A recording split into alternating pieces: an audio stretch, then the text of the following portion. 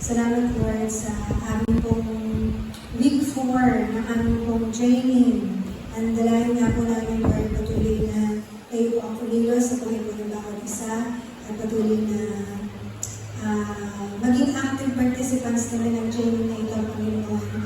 Yung mga puso ng bawat isa, Panginoon, ay talagang ma-evaluate, Lord God, yung mga truths and yung mga applications na kailangan po namin gawin, Panginoon. Patuloy na ang panguna na ba ng Espiritu mo, Amang inaanyayahan po namin sa aming pagkalagandaan sa hapon po ito. Maraming pong salamat. Ito po aming panalangin sa pangalan ni Jesus. Amen. Ayan. So, ang ating memory verse ay, memory verse natin? Ayan. So, yung lesson 4 natin ay patungkol sa development ng cell group o ng care group. So, syempre kaya kayo lang dito sa training ito para maging sa leader. At yun yung vision natin sa bawat isa, diba? Na sa pamamagitan ng yung ating mga equipping processes ay talagang madala ang bawat isa na maging leader din. Leader of leaders, yun yung goal ng bawat isa. So, sa ating mga care groups, yun yung parang pinakang goal natin na bawat isa sa atin. Hindi lang basta maging attendee tayo ng care group, kundi maging leader. Eh dapat walang option na kung gusto mo ba o hindi. Gusto mo ba o gusto mo ba? Dapat gano'n. Parang dapat early on na-inculcate na sa atin ng mga leader natin na ang career path talaga natin ay maging disciple maker. Alam mo yun, mag-lead ng mga kaluluwa, mag-lead ng kaluluwa, mag-disciple ng mga kaluluwa. So yan tayo, kahit na ikaw na engineer ka man, sa computer ka man, o anong trabaho mo, yun talaga tayo. So dapat palino na yun sa bawat isa sa atin. Kasi sino may nagkwento sa akin na parang bakit ba kami nandito sa SOM? Parang gano'n. Eh, ibig sabihin, hindi ko malinaw sa kanila, bakit sila nasa SOM? So, lahat ay padadaanin talaga natin sa SOM. Bawat individual na kanulong nakakakilala sa Panginoon dito sa church natin, di ba meron tayong equipping process. Meron tayong gustong pagdahan sa kanila. Kaya nag-create tayo ng equipping process para doon sila ipapasok one step at a time. So, dapat walang question na bakit ako nasa SOM, di ba? Kundi, dapat ito na yung nasa sa puso natin. So, yung mga bumupunta sa SOM, dapat malikaw na sa kanila, bakit ako nandito? Bakit ako dumadaan sa proseso nito? Kasi kasama ito sa paglago natin spiritual. Siyempre dapat mas lumalago tayo, mas nakikita natin yung responsibility na dapat na pinitipan natin. So we need to go through the processes. Hindi lang basta maging leader, kundi mag-mature tayo sa pamamagitan ng mga processes na pinagdadaanan natin. So dito sa lesson na ito, ang objective natin ay maunawaan natin yung effective way of having a care group meeting and understand its structure. Bakit ba tayo, maunawaan natin paano ba yung mas epektibong pag-care group at yung structure. Ano yung structure na dapat meron tayo sa care group natin? Kasi ngayon, di ba, parang easy na lang tayo sa mga care group natin kasi nga parang relationship, close na tayo sa isa't isa, parang pagpunta doon, gantungan na agad tayo ng pagtungan, pagkatapos nun, yung iba hindi nakaka-worship, alam ko marami din nag-worship sa mga care group meetings nila, tapos hindi ko alam kung na pag-uusapan din yung mga latter part ng 4Ws natin. So ito parang paalala sa atin, so maintindihan natin yun. So kayo as a student, yun, na-define natin ano ba yung care group meeting. Ano yung care group meeting? Ano ba yung basic structure ng care group meeting? May basic structure tayo. So bagaman ngayon kasi very familiar na tayo dun sa pagsasama-sama tuwing linggo. Pero para sa mga bago natin training, meron talaga tayong basic structure na sinusunod sa ating mga care group meetings na makakatulong din naman ito para mag-succeed ang ating care group. At may explain ano yung 10 commandments ng ating mga care groups. So, ang key verse dyan yung naging binarize na yung Acts 2:42. Okay? So,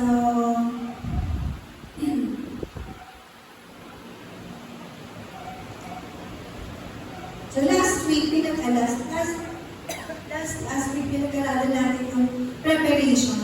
So, kumusta ang pag-prepare ng bawat isa? Prepare na ba yung heart? Pinakamagandang preparation talaga yung heart mo. Yung heart natin, di ba? Yung emotion natin, ano ba yun? Intellectual, ano yung, ilan ba yun? 4, 5. Ano number 1? Spiritual, physical, social, intellectual, emotional. So, yan yung mga kailangan pinag-aandaan natin bilang mga leader kasi hindi biro naman talaga ang paging leader.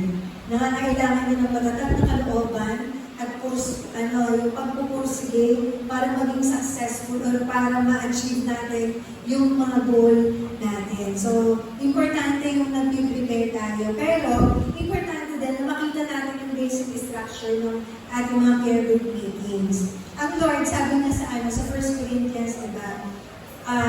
14:14, but everything should be done in a fitting and orderly way.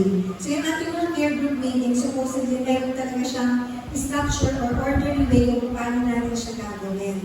Bagamat yung sa training natin ito, hindi talaga natin may isa-isa na mag-train kayo kung hindi katulad ng sa CNI.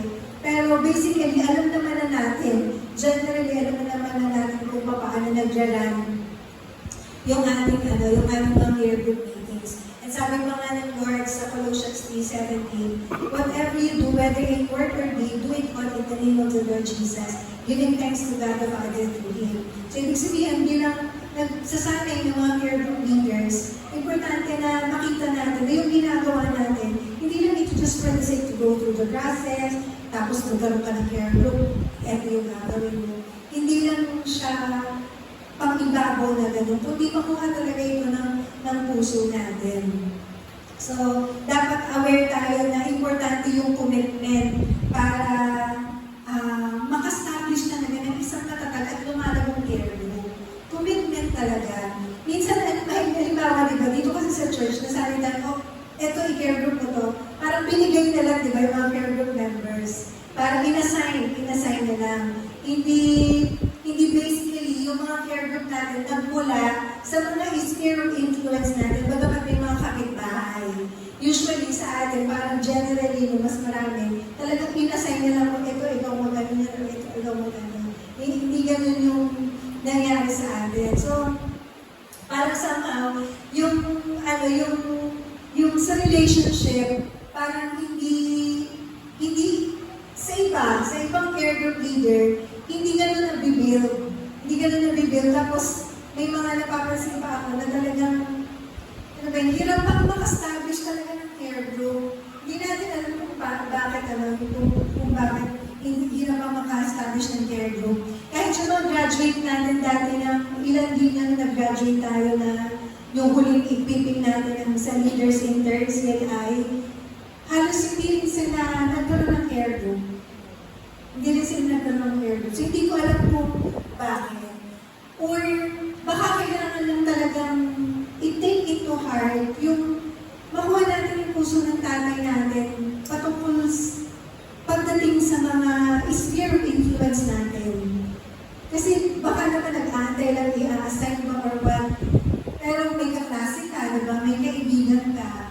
O kanina si Joshua may na-invite na dalawa kaklase niya. So yung mga ganung tipo, bihira tayo nakabuo ng care group na gano'n.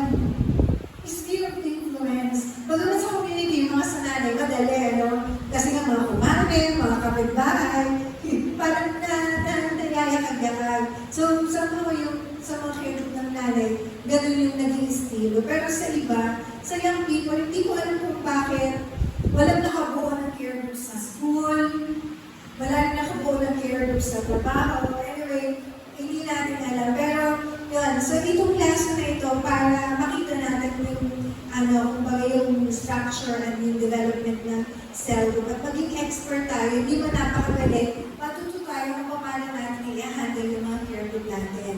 So, tingnan natin ano ba yung care group. Last week, meron na tayong definition, di ba, ng care group? Nalala niyo yun? So, ang care group is made up of a group of people who meet once a week in order order to edify each other through the study of the Word of God and worship. Nasa ano din yan ninyo sa questionnaire for further studies. So, kumbaga, review na lang natin ito. So, group of people, nag-meet once a week for edification. Ano ba yung edifying? Ano ba yung ibig sabihin nun? Ibig sabihin, nagpapatatag at nagpapalago ng pananampalataya ng bawat isa. And yun ay sa pamamagitan ng pag-aaral ng salita ng Diyos at pagsamba. Yan, sa pamamagitan ng pag-aaral ng salita ng Diyos at sa pagsamba. So yung care group, somehow ito ay tulay between the people and the congregation ng church. So kung walang care group, iba usually pagkaano minsan alam pa tayo dito invite sa celebration. So yung sa care group kasi bagdadahan yun, di ba? Community, magkakaibigan mo na or kalapit mo na. So pag doon mo ninaya, mas madali. Walang masyadong threat pa. Hindi ka tulad ng kunyari, dedirection mo siya sa church. Although, pwede rin naman, maganda rin naman, nag-direct na sa church bago mag-care group. Pero yung sa care group kasi iba yun eh. Kumakumara kasi, di ba? Sa mga nanay, mga bata-bata na, sa mga kabataan. So, bridge siya. Yung ating mga care groups, bridge siya para yung mga kaluluwa na nawili natin, padali natin siya sa congregation. Kaya nga sabi ko sa inyo last time, di ba? Kapag ka-week ang care group, week din ang ating attendance pag Sunday. Pansin nyo? Pagka hindi tayo masyadong active sa mga care group natin, mahina rin yung ating mga yung ating worship celebration. So very important na pagka ikaw ay isang leader, yung perseverance pa, yung pagtsatsaga talaga, yung sabi ko kasi kanina, tuto, dikit, kulit. Yung TDK bilang isang leader. Yung huwag manghihinawa sa paggawa ng mabuti sabi sa salita ng Diyos, for at the proper time we will reap a harvest if we do not give up. So, ganun yung dapat magiging attitude natin dun sa mga in-invite natin na mga kaluluwa. So, First Peter. Sabi dito sa 1 Peter 5:10, and the God of all grace will Himself restore you and make you strong, firm, and steadfast. So meron naman tayong nagbibigay sa atin ng lakas bilang mga leader para makayanan natin na talagang makaakay ng mga kaluluwa sa ating Panginoon. So tingnan natin yung structure ng care group meeting. Sabi sa Psalms, so, bali yung care group, ang ideal number talaga niya is 6 to 12. Hanggang 12 lang. Sa TL, ang dami na ang tayo. Yun na sa'yo eh. Usually, 12 yung maximum na. So, ideal na yun. Ang maximum na talaga yung 12. Pero tayo, i-consider natin ang care group ng isang grupo pagka may 3. Kaya na yung iniibig natin, di ba, na ipag-bring is 3 kaluluwa. So, 3 lang na mga kaklase or kaibigan para makastart kayo ng care group. So, ito yung mga structure na meron tayo. So, syempre, yung sa care group meetings, importante yung preparation ng leader. Sino ang mas maaga? Care group leader o sa group members? Usually, leader. So, dapat lagi mas maaga yung leader kasi tayo mag-prepare ng atmosphere, tayo mag-prepare ng lugar. Kung sa bahay natin, diba, dali lang. Pero kung pag sa bahay ng iba, so medyo hassle pa yan, diba? So, dapat nauna tayo sa mga care group member natin para sa mga meeting natin. So, ito review na lang sa ilan sa bawat isa sa atin. So, nagsisimula tayo palagi sa welcome. So, alam naman natin, diba, yung welcome, parang icebreaker. So, sasiyakain natin, meron tayong iba't ibang klase ng mga icebreaker na pwede natin gamitin para lang makatch yung attention. So, during this time, yung leader, kailangan i-steer up mo yung interest. Sige, magtatanong ako. Sa care group ni na Jeboy, paano kayo nagsisimula?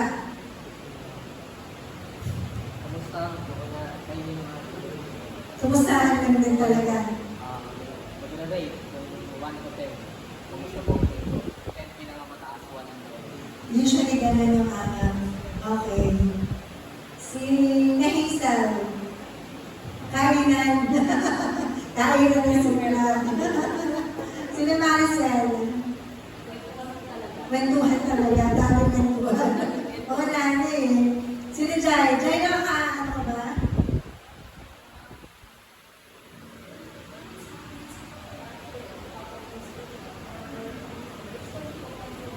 Kwentuhan yung meron.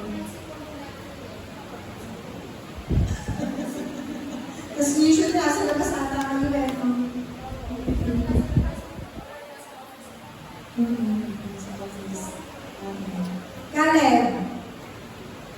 Kwentuhan. Kwentuhan teacher din.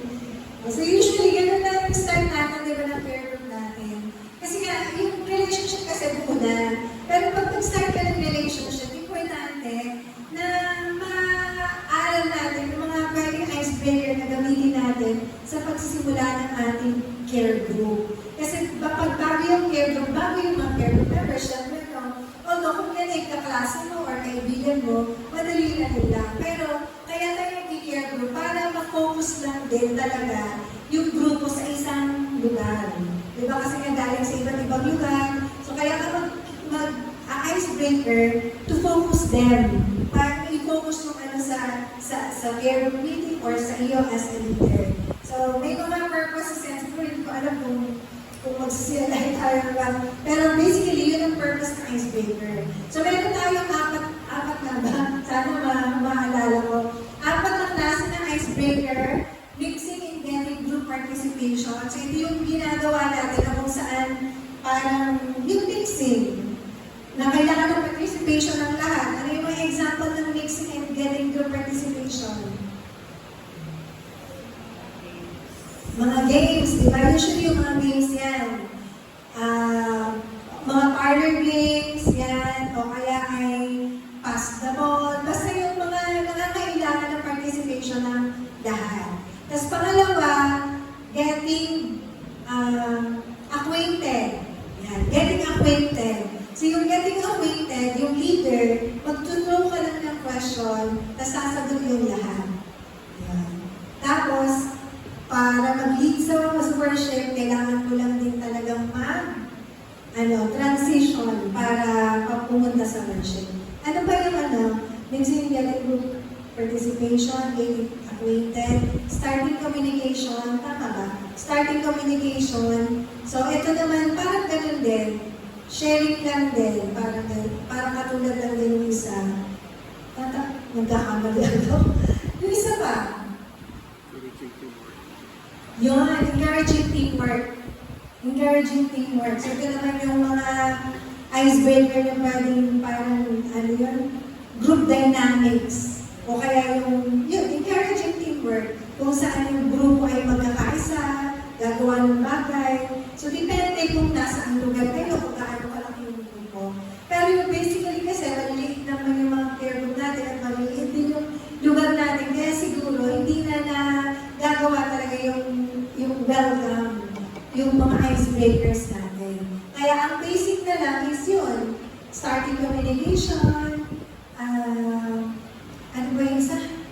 Getting acquainted. So basically, yun lang yung nagiging natin sa ating welcome. Pero yun, ito ay para tayo. Tapos usually, pagkatapos ng game or ng icebreaker, may mga short testimonies, katulad ng kina Jeffoy na may mga kumusta sila throughout the week, ganyan. So may mga testimonies, pwede may mag-testimony, ang ginawa ng Lord sa kanya, pwedeng lahat, pwedeng hindi. Pagka lahat ang tagal.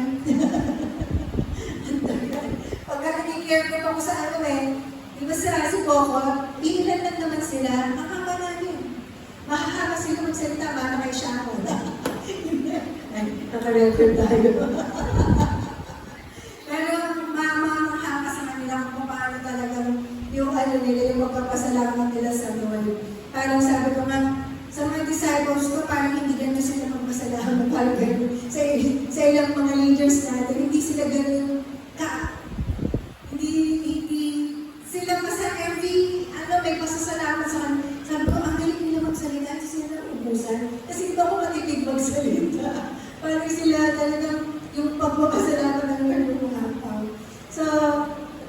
yun, then, testimonies, kung anong ginawa ng Lord, pasasalamat.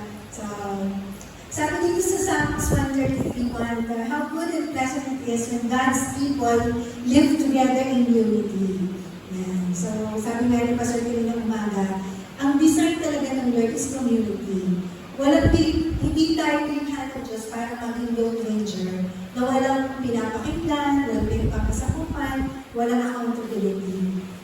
From the very beginning, yun talaga, community talaga yung nais ng Panginoon sa bawat isa sa atin. Kaya nga pagka may isang Kristyano na wala siyang community, tapos wala siyang pinapakinggan, wala nagpaparay sa kanya. So, pansin mo, yung growth niya, hindi natin ma-achieve yung growth na nais ng Lord sa atin if we are not part of a community. Kasi doon yung operation ng Lord para sa bawat isa sa atin. So, yung cell meeting nga pala, ideally dapat 1 hour lang. Ilang oras tayo nag-care ko? Hindi, kasi yung sa amin, pag G12 kasi, walang problema yun kasi ano na yan eh. Leader, pag nasa primary, ano na yan. So, kami, wala na kami formula. Kasi hindi na namin nilalagay ng formula ang sarili natin. Pero yung basically, yung mag-start ka ng care group, kailangan natin itong structure ito para maging successful tayo dun sa ginagawa natin in leading, in winning souls, and in discipling our care group members. So, pero ideally, 1 hour lang. 1 hour lang. Nakaka 1 hour ba kayo? Mahigit 3 hours. 3 hours. Parang kala nyo kami. Thank you kayo. Ilang oras? Mahaba din? 2 hours, 2 hours. Kasi nga ano na, mga magkakilala na. Ang magiging problema lang, kapag sobrang haba na ng regular meetings natin, pag meron tayong bago. So, ano yan, parang ibang ano yan, meron tayong tinatawag na, ano ba yun, yung buhay ng self? Anong tawag natin doon? Sa life, yung ano ba yun? Stages ng cell life. So may buhay care group natin na may time na mahaba yung icebreaker, may time na dapat mahaba yung worship, may time na dapat mahaba yung word, may time na dapat mahaba na yung works. Pag kayo ay matatagal na, oras na pala ang binubukol ninyo sa inyong care group, dapat mahaba na ang works nyo. Kasi dapat nasa ano na kayo, palabas na. Diba? Hindi na inward looking, kundi outward looking talaga ang ating mga care group. So sa pangalawa ay, sa 10 minutes yun, usually sa welcome. Ito yung basic structure natin. Pangalawa is worship. Ito naman ay, 10 minutes din. Ay, ito yung isang verse pala natin sa sabi dito sa Colossians 3:16, let the message of Christ abide among you richly, as you teach and admonish one another with all wisdom through psalms and songs of the Spirit, singing to God with gratitude in your hearts. Yan. So, ang letter B is worship. Yan. So, sabi nga dyan, meron daw songs, hymns, songs of the Spirit, singing to God with gratitude in your hearts. And sabi ko nga ng mga nakaraan, parang ito yung kailangan natin pagbabaran sa mga worship natin ngayon. Pero yun nga, sa pag-start ng care group, maikli muna ang worship time. So, kung 10 minutes yung welcome, 10 minutes din yung worship time. So, ito naman, dito sa worship time, ito yung time na kung saan magpo-contribute ito para ma-prepare naman yung heart ng mga cell member para sa word time. So basically, to worship talaga the Lord and at the same time, to prepare the hearts of the people na, kasi di ba pag sumasamba, itinutuon mo yung puso mo sa Panginoon di ba? So pag nakakuna sa Panginoon, ready nang makinig. So magpuproceed naman sa word time. So dito sa worship, sabi dito sa parang lito-lito itong aking PowerPoint ko. Pangatlo, yan, word. Exposition of the topic. Ito ang pinakamatagal, lalo na pagbago pa lang ang care book natin, 30 minutes. Yan. 2 Timothy 2:16, sabi dito, avoid godless chatter because those who indulge in it will become more and more ungodly. So, at leader, dapat confident ka na mag-share ng word. Kaya, natapos tayo, di ba, ang sistema natin, kung ano yung word natin nung Sunday, yun yung pinag-uusapan natin sa ating care group. So, dapat ang focus na, minsan sa care group natin, hindi namin na napofocus sa yun eh. Kasi parang nasa isip ko, matatagtala itong mga care group members kasi sa mga women. Parang alam na nito kung ano dapat nilang gawin. Although, malilim yung ganong kaisipan, di ba? Pero, yung word time natin, dapat ang focus na dito, i-go through nyo lang yung word. Di ba, si Pastor Meg points, halimbawa yung message na kanina. So, ito yung message natin ng Sunday, ganito, ganyan. So, dapat, maikli yung explanation, explain mo yung word, kung may mga biblical verses dyan, babasahin natin from our Bible. Tapos, ano yung application? Ano yung application? So, pero pagsimula pa lang, basically, ikaw dapat talaga yung nag-discuss ng word. Nag-discuss ng word. Nang mas, 30 minutes, mahaba yan, ano? 30 minutes, mahaba na yan. Katumbas na yan ng isang preach ni Pastor. May clear si Pastor mag-preach yan. Yan. And sabi nga dyan, avoid godless chatter. Yan. Hindi yung, parang kwentuhan lang na walang pinatutunguhan.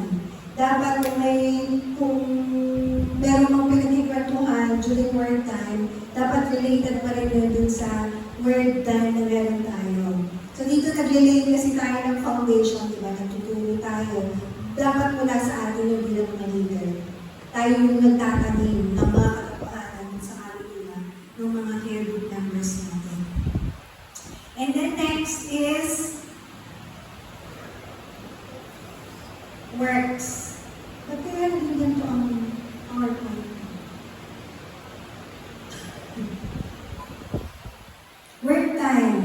Ito naman ay 5 minutes lang.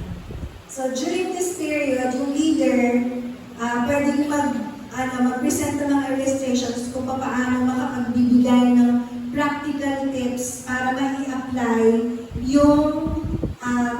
yung message. Kung application time na itong works time. Ang napagkamalian natin dati, di ba, pag sinabing works time, ito na yung sa parang evangelism. Pero works time, kasama pa rin dyan yung ministering time. Pag na-minister natin sa isa't isa, pagdating dun sa application ng message, na parang encourage agad natin yung mga care group members natin, i-apply kung ano yung natutunan natin. Diba, kaninang umaga, ano yung ni Pastor, yung huling point niya, number 4. Ano yung number 4? Kaya naman tag-notes. Patuloy ko, mahina sa yun, accountability and testimony. So, accountability and testimony. So, pwede tayong mag-encourage doon ng accountability. So, paano yung application? So, meron ba kayong, kung depende sa cell life, sa stage pa rin ng cell life eh. So, pwede na sila mag-open, o meron ba kayong gustong i-open, ganyan, i-help. So, application na yun during works time. So, kasama na dito yung prayer. Nasabi dito, so that the servant of God may be thoroughly equipped for every good work. So, word, and then works time is application time, and sa final activity, so kasama din dito dito sa suggestion na meron silang offering eh. Pero tayo, hindi tayo nag-offering, di ba? Wala tayong offering na hinihingi. So ito yung parang 15 minutes ay 5 minutes lang yung works time. Sabi nga dyan, ang final activity kasama sa final activity yung prayer. Sa prayer, the prayer of the righteous person is powerful and effective. So, yun yung parang natin. Tapos,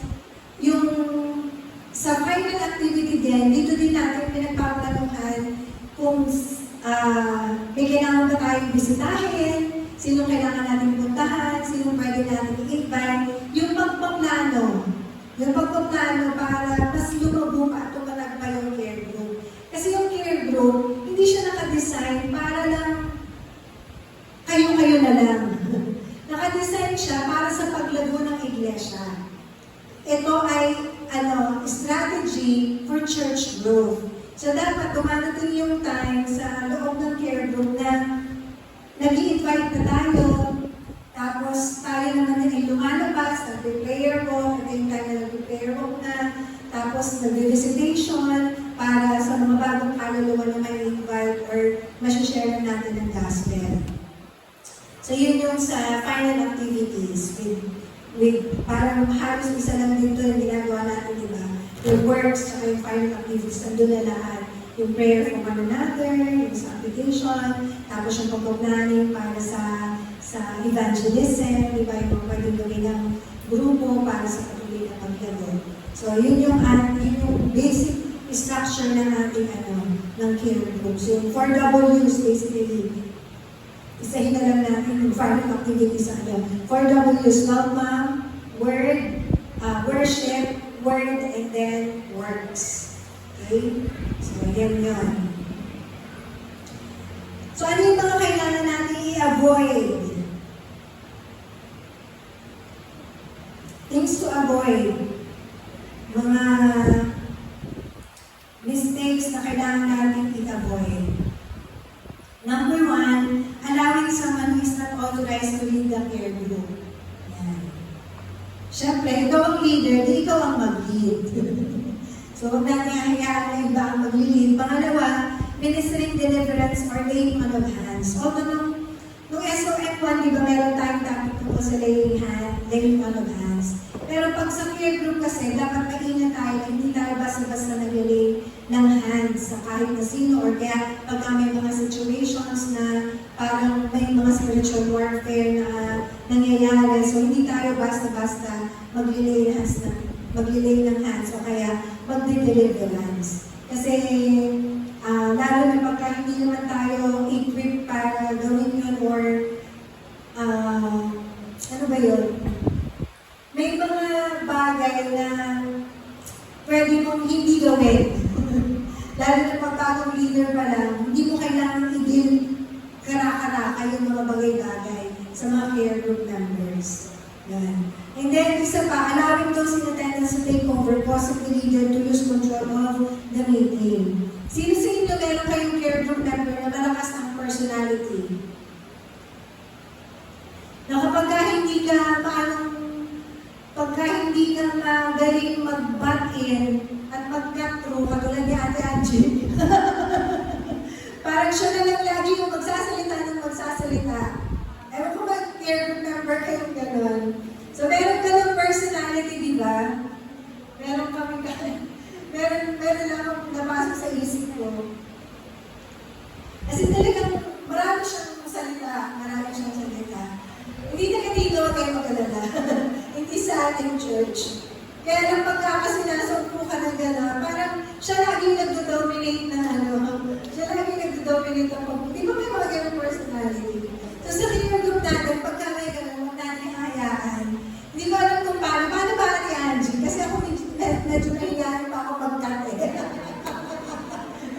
So yan, hindi ko alam kung paano mag-cut. Huwag natin hayaan again. Basta lagi, pag ikaw ang leader, you are in control. Dapat ikaw yung okay, sige, salamat. So, proceed ka na.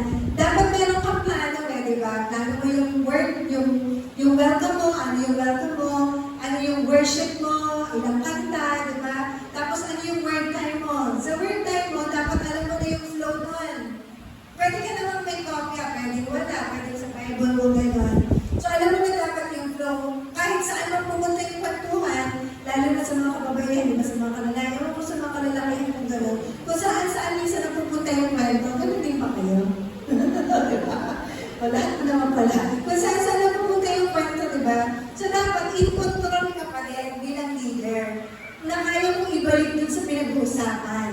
Kaya mong ibalik dun sa pinag-uusapan yung topic.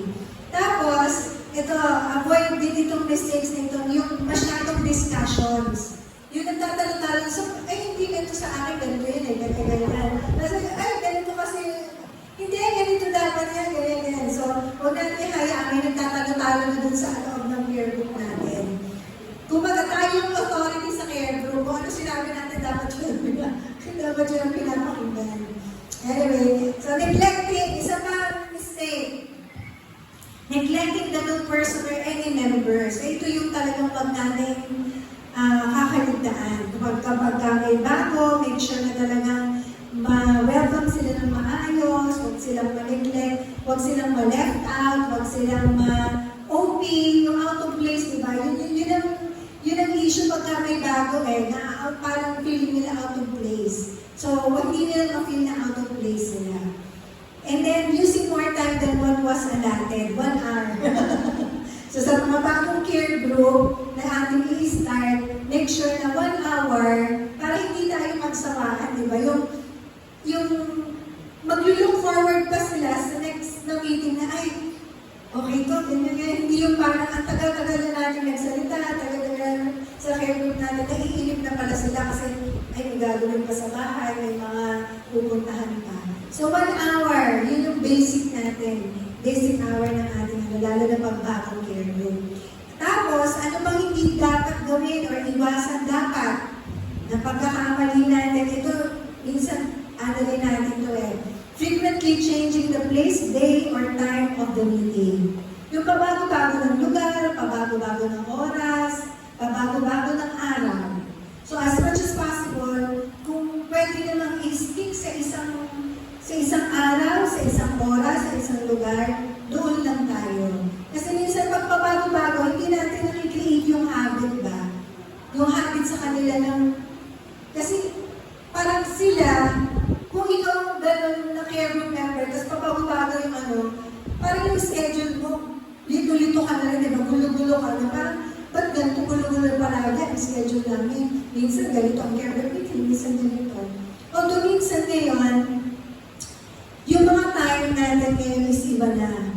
Katulad ng sabi ni Pastor, diba? Iba na yung mga tao, iba na yung sistema, sa pag-aaral, sa mga schedule sa schools, sa trabaho, iba na. So, yun minsan yung kinoconsider natin, kaya pa iba-iba yung mga oras natin. Pero, as much as possible, hanggang kaya naman natin, sa isang lugar lang tayo, isang oras lang tayo, pareho lang din yung lugar natin at huwag maging pabago-bago.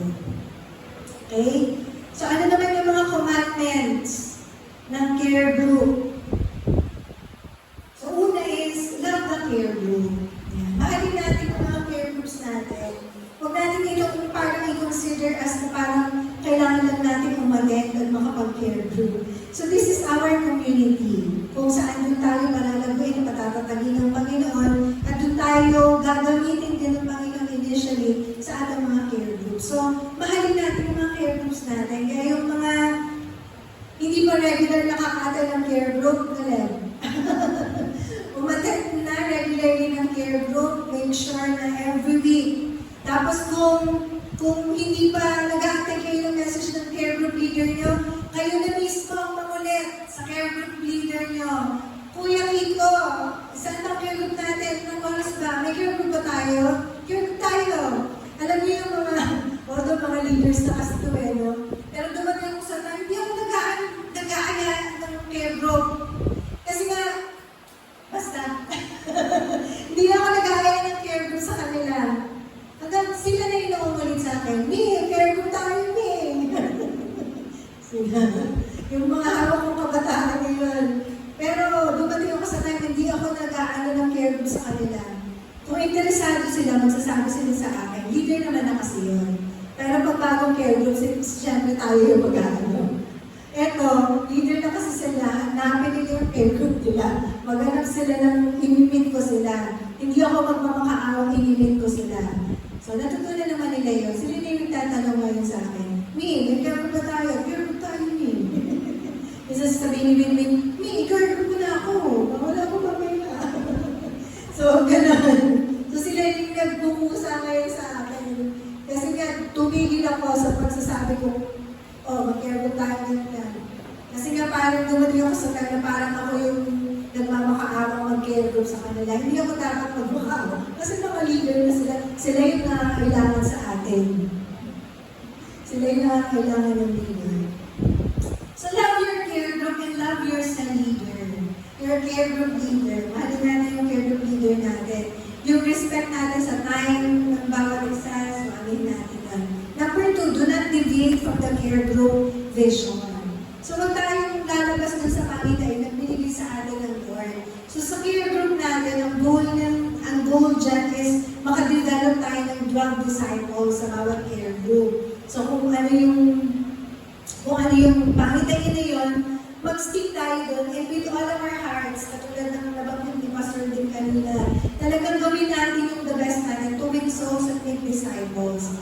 Kasi at the end of the day, hindi naman yung pagiging instrumentalist natin, hindi naman din yung pagiging nasa worship team natin, yung mga ginagawa natin, ang talagang kinakount ng Lord, kundi yung fruitfulness natin pagdating doon sa pagbibig natin ng mga kaluluwa sa Panginoon. So, do not deviate from the care group vision. Pangatlo, do not allow your care group to be fruitless. Yan. Yung walang bunga, yung ilang taon na kayo pa rin. Di ba? Kayo pa rin yung magkakasama. So, dapat namumunga yung ating mga care groups. Anong indication na namumunga siya? Dumadami. And at the same time, nakakadevelop tayo ng mga bagong leader na mag-start din ang sarili ng care group. And then, number 4, meet once a week. So, ano yan? Commandment yan ng care group. Tapos ngayon, di ba, natutunan naman na natin dahil sa pandemic yung online. So, pagka hindi pwedeng mag-meet face-to-face, mag-online. Kung possible, mag-online. Huwag lang mawalan. Tapos, number 5, the care group must assist in family restoration. So, wala tayong ibang gusto kundi maging maayos sa pamilya ng bawat isa. So, alam natin yung mga care group members natin, diba, galing na sa iba't ibang pamilya, may kanya-kanyang problema yan, may kanya-kanyang issue sa nanay, sa asawa, sa anak. So, tayo, we are for restoration ng family. So, ang tulong natin sa kanila ay palaging yung pakikiisa nila, yung pagmamahal sa pamilya, pagkaayusan ng kanilang mga pamilya. Okay? And then, number 6 is make of each member a leader. So, ang goal natin sa bawat care group member natin ay maging leader din sila isang araw. At sila rin ay umakay ng mga kaluluwa para sa Panginoon. I-advance ang kingdom ng Lord. Number 7, make watch over the holiness of the group. Yan. So, ayaw natin i-tolerate kung may mga mali. So, kung may mga nakikita tayo mga kailangan ayusin sa ating mga care group members, dito papasok actually yung discipleship. Yan, dito papasok yung discipleship. So, pagbabantayan, kaya nga yung accountability na sinasabi niya sa ating pastor kanina, napakahalaga siya na matutunan ng bawat care group member natin yung accountability. Pero at the same time, maging bukas na sila, maging hayag na yung buhay nila sa atin, alam nila na mamahalin pa rin natin sila, tatanggapin natin sila, tutulungan natin sila na mas maging maayos ang kanilang kalagayan. Okay? Number 8, do not work on somebody else's foundation.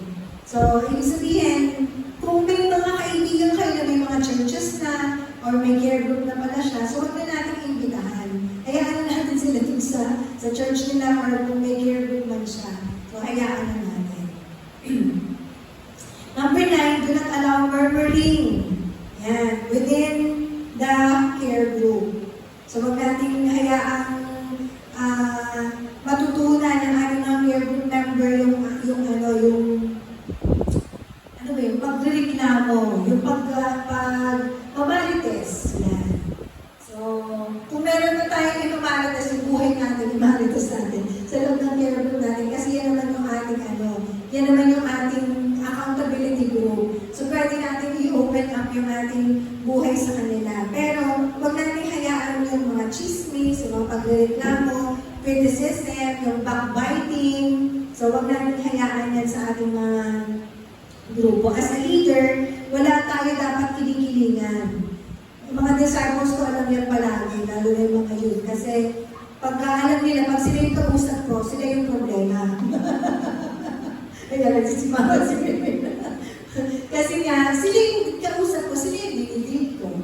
Diba? Wala naman, pagka nagkakaunseling tayo, wala naman tayong magagawa dun sa mga wala. Diba? Wala tayong magagawa dun sa problema na, kaya gusto niya si Ate Ellen yung problema ko na kay ano. So, sinong i-deal ko? Si Maricel, bakit wala naman si Maricel? Si Ate Ellen. So, yung ganong tipo. So, kung sino yung, ang palaging ano natin is yung sa ikaayos. Tapos yung pagtuturo ng pagmamahal sa church, pagmamahal sa vision, pagmamahal sa care group, pagmamahal sa pastor. So pag nakakarinig tayo ng mga criticism, so lagi natin ikakat lang din yung mga criticism na yun.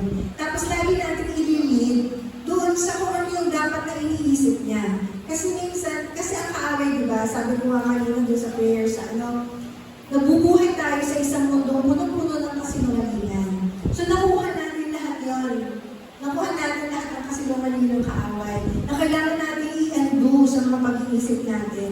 So minsan kahit yung pakiramdam natin, yung pananaw natin, yung pag-tingin natin sa mga bagay-bagay, ano yan, tainted yun ang kasinungalingan ng kaaway. So as a leader, dapat alam natin kung ano yung may kulay at kung ano yung wala. At kung paano natin itatama yung may mga kulay. So, i-correct natin yung mga kailangan na i-correct natin. So, iwasan ang mga gossipers sa loob ng care group. Okay? Next. Wala ko lang verse na nilagay. Ito na ilagay ng verse. Number 10. Work on goals strategically. So, both yung leader at saka yung member ng care group, dapat meron tayong specific goal for our growth. Yan. Alam ko naman na yung mga leaders natin, may mga goal yan. Alam ko ang mga care groups nila ay may mga goal. So, work on that goal strategically. Pagplanuhan, ano ba kailangan natin gawin? Anong pwede natin gawin? Anong pwede natin baguhin? Anong pwede natin idagdag? Parang katulad lang ng mga teams na binubuksan ko sa ating kanina. So sa care group natin ganun din. So ano ba yung kailangan natin gawin para mas dumami pa tayo? Ano yung, o kaya mas lumago pa, mas lumatag pa yung mga care groups natin para mag-win pa tayo ng mga kaluluwa. So huwag na natin antayin yung mga harvest event natin na pangmalakihan para mag-harvest event yung care group natin. Actually, yung care group, every week dapat yan is an opportunity to win souls and make disciples. Okay? So yan yung 10 commandments ng care group. So in conclusion,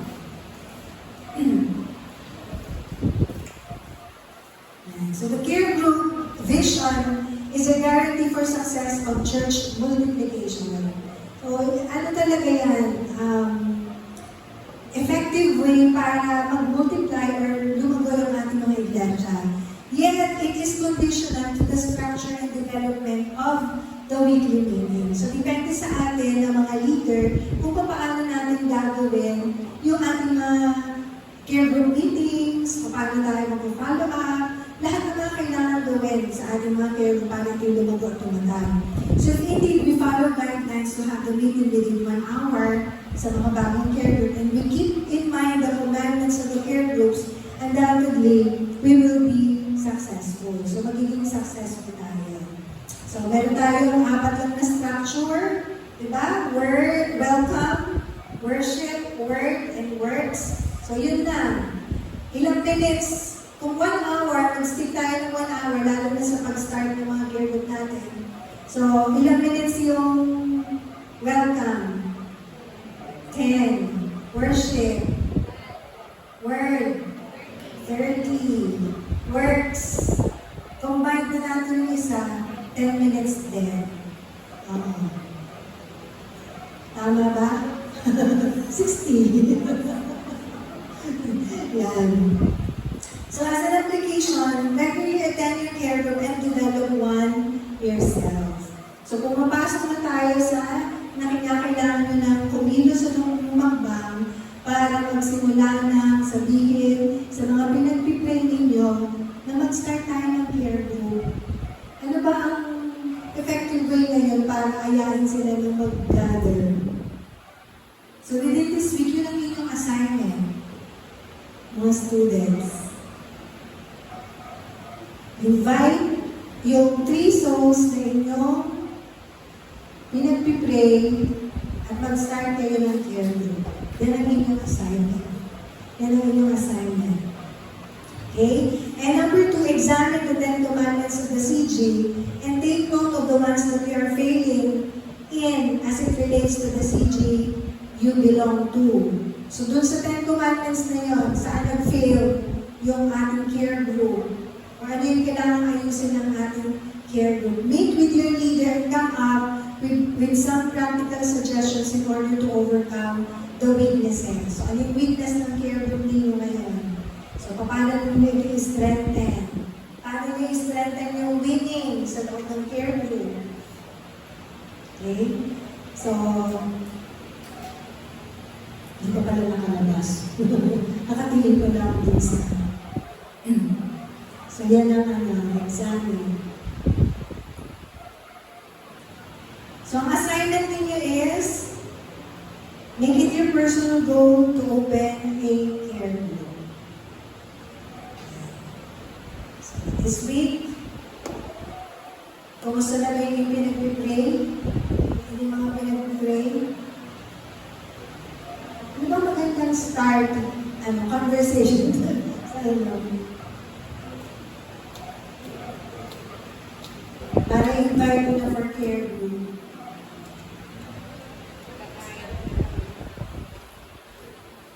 Kain kayo sa labas. Bali yung care group meeting natin, it doesn't necessarily have to be bahay. Depende sa sitwasyon, depende sa kalagayan. Yung iba, alam mo yung mga mega churches, minsan may nakakaano kami ni pastor, mga nasa mall, cafe. Basta may nakasabay kami dati ni pastor eh, pinapakita ko pinag-usapan, nag-care group sa loob ng cafe, pwede yan sa park, kung saan man. Basta malinaw yung goal ninyo, hindi lang basta kumain. Hindi lang kainan, dapat bawat labas may goal. So pwede nyo yakagin yan, kumain. Pwede nyo yakagin yung mamasyal, kung saan. So depende sa inyo. Depende sa inyo. Okay? So meron kayong tanong sa care group? Karagdagan? Baka may karagdagan suggestion kayo. Kasi nga, katulad ng sabi ni Pastor, hindi naman natin alam lahat, di ba? Lahat tayo ay pinag-aaralan natin kung anong pinakamabuti. Ito ay mga guidelines lang sa atin. Pero, syempre, ayon sa nais ng Panginoon, sa disenyo ng Panginoon, at kung ano yung magiging epektibo para sa pag-aaral ng mga kamuli. Alam na no? Kaya na, Aunt Sally? Kaya ni Aunt Sally.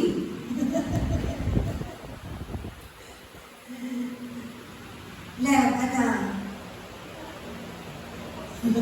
Nagkilig, balikat lang. Balikat lang. Jeboy, kaya na yan? Kaya yan? May mga example naman tayo na masusunod natin, mga care group leader natin, di ba?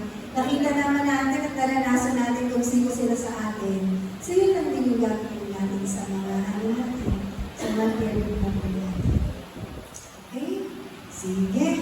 Bago tayo mag-proceed sa ating lesson, alam ko ay, ano na tayo na, evangelism na ba? Ang seminar?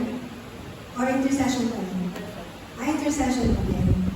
So next week, evangelism na. So, tuturuan tayo ni Ate Elay patungkol na sa evangelism para mag-share, sa pag-share ng gospel sa iba. Okay? So, pray muna tayo bago tayo mag-proceed sa seminar. Ama, maraming salamat sa hapon ito. Salamat din po kayo sa mga lessons na ito, Panginoon. Dalangin po namin, Lord, na kayo po yung tutulong sa bawat isa within this week kung paano masisimulan yung proseso, Panginoon, ng pagsisimula ng kanilang mga hairdo, Panginoon, kung paano yung pag-prepare din ng hearts, ng mga ini-invite mo nila, Panginoon, para, or mga pinag-pray mo nila, Lord, para makabuo po sila ng Panginoon ng hairdo. I-bless po ang bawat isa pangunahan, Panginoon. Hindi po namin alam lahat, Panginoon, pero naniniwala po kami na sa pagmumula mo, Lord, lahat ng bagay ay posible at pwede po namin magawa, Panginoon, lahat ng bagay.